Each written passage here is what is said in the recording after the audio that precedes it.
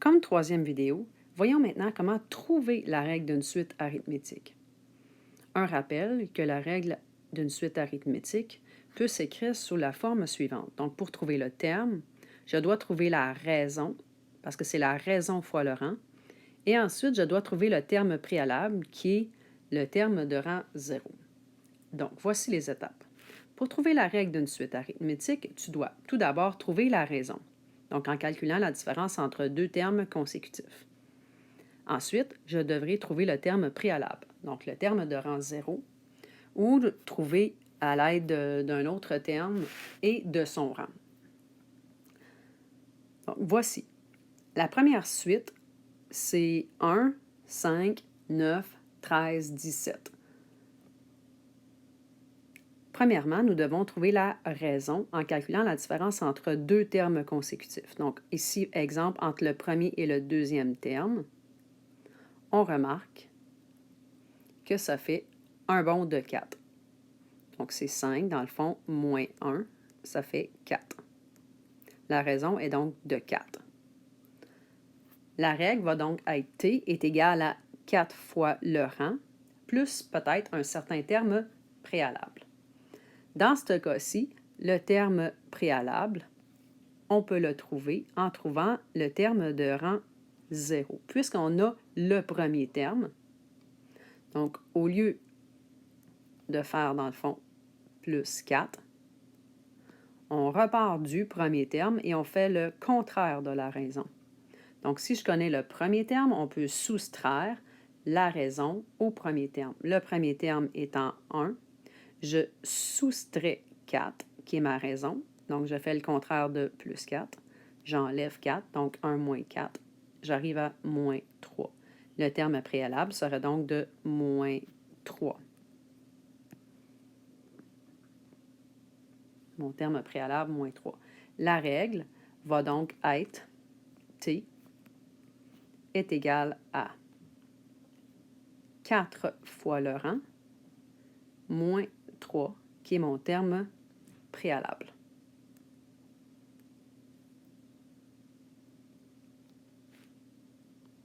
On peut la valider en essayant avec un autre couple.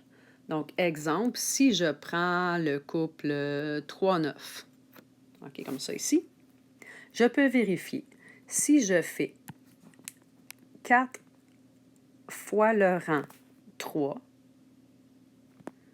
moins 3, est-ce que je vais obtenir le 9?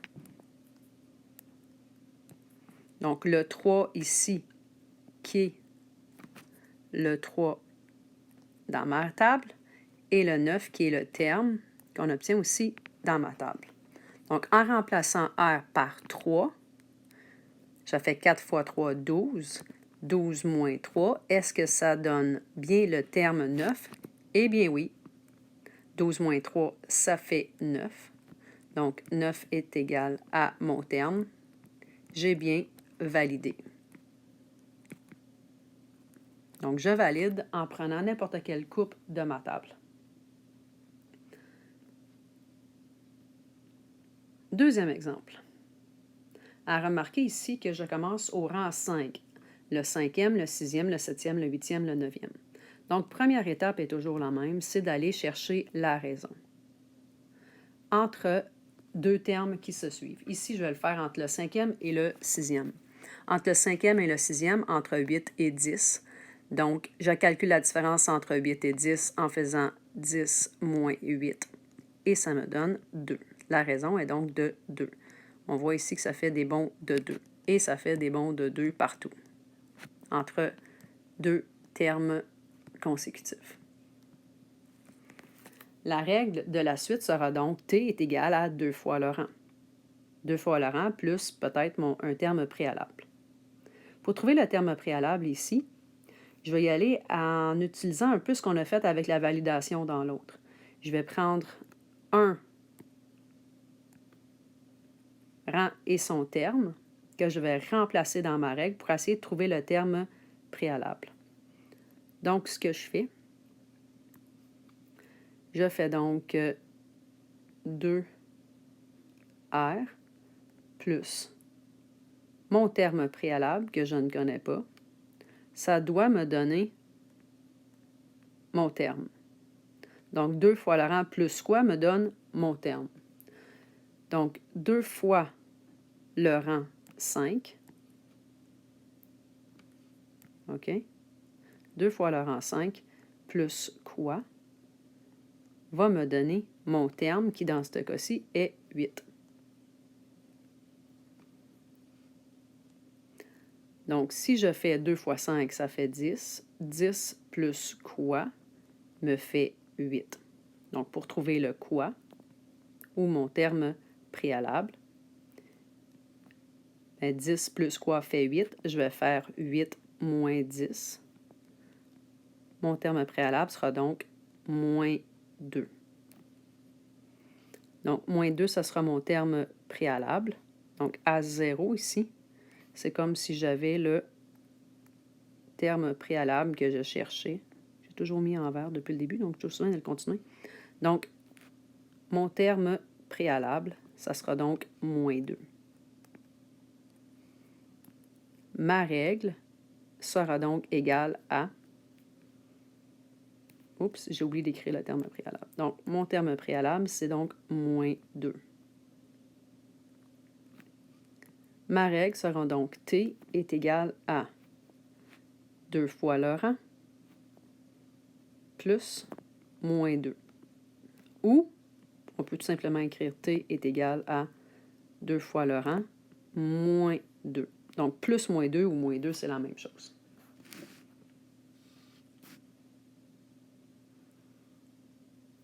Troisième suite. Déterminons, premièrement, toujours la raison. D'un terme à l'autre, dans le fond, qu'est-ce qu'on fait d'un terme à l'autre? OK? Ici, entre 25 et 19, on voit que j'ai descendu. Donc, la raison fait 19 moins 25. Ici, à faire attention, on remarque que 25, c'est mon premier terme et 19, c'est mon troisième terme. Donc, dans le fond, là, c'est comme s'il y avait un deuxième terme entre les deux ici, là. OK? Donc, le bon ici, qu'on a descendu de 6. Mais ça, c'est entre le premier et le troisième. Donc, on a fait 2 bons. Donc, dans le fond, on doit diviser par la différence entre mes rangs. Mon 19, c'était mon troisième, et mon 25, c'était mon premier. Donc, entre 3 et 1, j'ai fait 2 bons. Donc, mon moins 6, il doit être divisé par 2. Ça veut dire que la raison est de moins 3. Si j'avais le deuxième terme ici, je devrais descendre de 3 pour arriver au deuxième terme. Donc, je serais à 22. Et de 22, tu vois, je descends de 3 aussi pour arriver au troisième terme qui serait 19. Et la même chose, si je continue ma suite, le quatrième, dans le fond, je descendrais de 3, 19 moins 3, 16. Et de 16, je descendrais de 3 encore pour arriver à 13. OK? Donc ça, c'est à faire attention. Quand on veut déterminer la raison, s'assurer dans la table de valeurs qu'on a des termes consécutifs. Sinon, on doit diviser la raison, la régularité ou peu importe, le bon, on doit diviser le bon par la différence entre mes rangs. Donc, la raison ici est de moins 3. Dans cet exemple-ci, j'ai le premier terme. Donc, mon premier terme qui est de 25. Je peux aller chercher mon terme de rang 0 en allant tout simplement prendre le premier terme, le 25, et en soustrayant la raison. Donc, la raison est de moins 3, donc 25 moins 3. Tu vois, ça fait comme le contraire. On remonte de 3, ça fait 25 plus 3. 25 plus 3 qui est de 28. Donc, terme préalable, 28. Donc, c'est comme je partais avec 28 et que je descendais à chaque fois de 3. J'arrive à 25, mon deuxième 22, 19, 16 et ainsi de suite. La règle est donc T est égale à ma raison qui est moins 3 fois le rang, mais plus 28 qui est mon terme préalable. Comme dernier exemple, voici une suite 9, 13, 17. À faire attention parce que le 9, ce n'est pas le premier, mais le troisième terme. On doit d'abord trouver toujours la raison. Donc, première étape, trouver la raison. La raison qui est la différence entre deux termes consécutifs. Ici, on voit entre le 3 et le 4 que c'est deux termes consécutifs parce que ça fait un bond de 1. Donc, entre 9 et 13, calculons la différence en prenant toujours le deuxième, 13 moins 9, ce qui fait un bond de 4. Donc, ma raison, elle est de plus 4. Ça veut dire que présentement, GT est égal à 4 fois le rang plus mon terme préalable.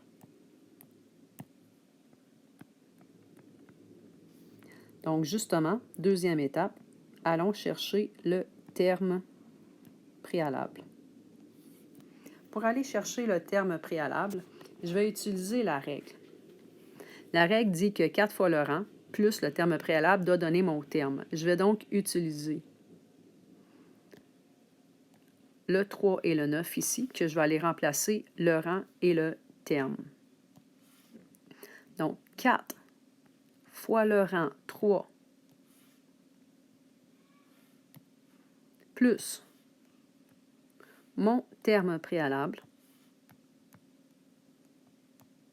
doit me donner 9. Donc, le 3 et le 9 qui vient de la table de valeurs ici, le 3 et le 9. 4 fois 3, 12. 12 plus quoi me donne 9. 9 qui est mon terme préalable, mon terme de rang 0 ici que je cherche. Donc, 12 plus quoi me donne 9. Bien, pour trouver mon terme préalable, je fais tout simplement 9 moins 12. Donc, 9 moins 12 qui sera moins 3. Donc, ça a d'allure. 12 plus moins 3 qui donne 9. Ici, si je remplace le point d'interrogation par moins 3, 12 plus moins 3, ça fait bien 9. Donc, mon terme préalable, c'est moins 3. Ma règle, maintenant, troisième étape, ma règle est donc, pour trouver mon terme, je fais 4 fois le rang plus moins 3.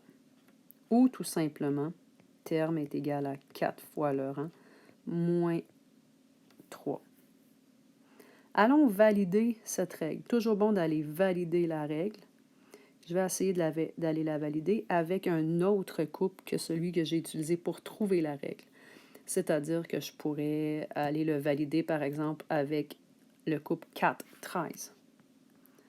4, donc je vais aller valider. OK. En utilisant ma règle qui est T est égale à 4R moins 3. OK. 4 fois le rang moins 3 est censé donner mon terme. Donc, si je remplace R par 4, est-ce que mon terme va être bien 13? OK? Donc, 4 fois 4 moins 3. Est-ce que ça me donne bien 13? 4 fois 4, c'est 16. 16 moins 3, ça me donne bien 13. OK, ma règle, elle est bonne. Ensuite, il me reste à trouver le dixième et le centième terme. Donc, le dixième ici, ma règle toujours T est égal à 4R moins 3. Le dixième terme, ou si on veut T10, ça sera 4 fois 10 moins 3. Donc, 40 moins 3, 37. Mon dixième terme est donc 37. Mon centième terme, 200. 4 fois 100, cette fois-ci, moins 3. Donc, 400 moins 3. ou 397. Mon terme 100 est 397. Et tu te rappelles, en dessous ici de R, on écrit tout simplement la règle 4R moins 3.